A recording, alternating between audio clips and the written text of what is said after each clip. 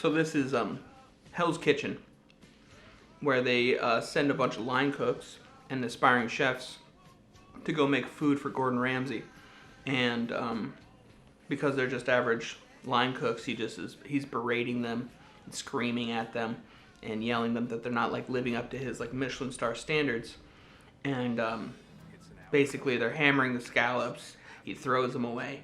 They undercook the beef Wellington raw as a sushi bar. He throws it away right in their face. He's throwing things away all the time. He tells them to fuck off out of his kitchen. And that's something that I love. These cooks are just taking this torture for weeks and weeks and weeks. And then at the end of it, if they're lucky enough to make it to the end, what they win is a job working for this man for an entire year. It's sick. It's fucked up. I love it. And someday I hope to be a contestant. Oh, you funk! You dirty pig! Get out! Get out!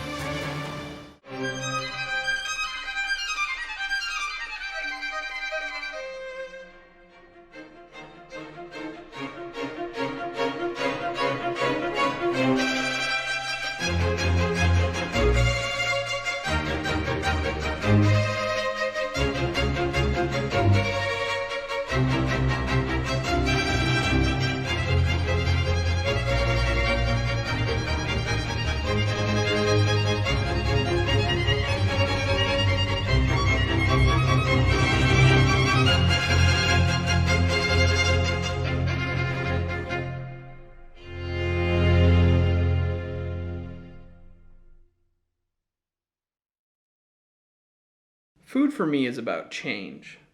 I don't think people think about that enough, that change is what makes food good or tasty or even delicious.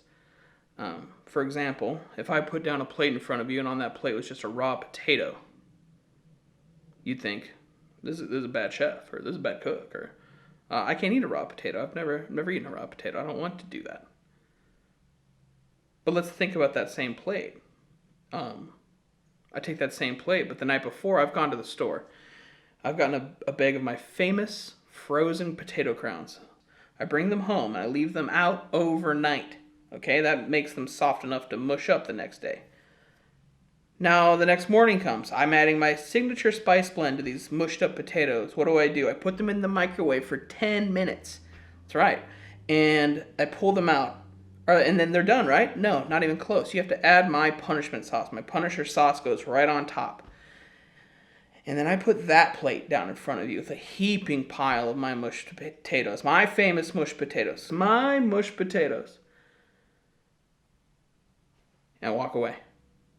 I see you looking at the mashed potatoes, the mushed potatoes. I see you looking at them. Punishment sauce is oozing off the side, just dripping all over. You pick up your fork and a spoon in the left hand and you're digging in. Spoon, fork, spoon, fork. And before I know it, the plate is completely cleaned. I walk back over and I set down the check. Now the check is $150 just for my potato crowns. You open it up, you're baffled. $150 for these potato crowns? How can that be? I walk away, I don't say anything to you. I let it stew for a little bit. I let you think about it and I see you putting money in the check, you fold it and you put it back. Now I come back. I'm there. I grab the check. I go, was everything satisfactory with your meal tonight? And what do you say? You say, yes, it was. It was very good. Why don't you take a look at what I put in there for you? I open it up. $150 there.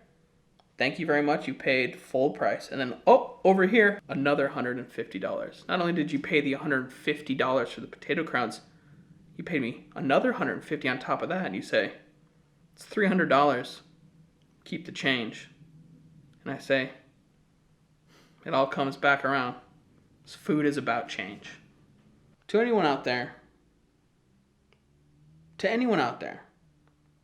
who's thinking about giving it all up and chasing your dreams, I'll tell you this. It's not easy.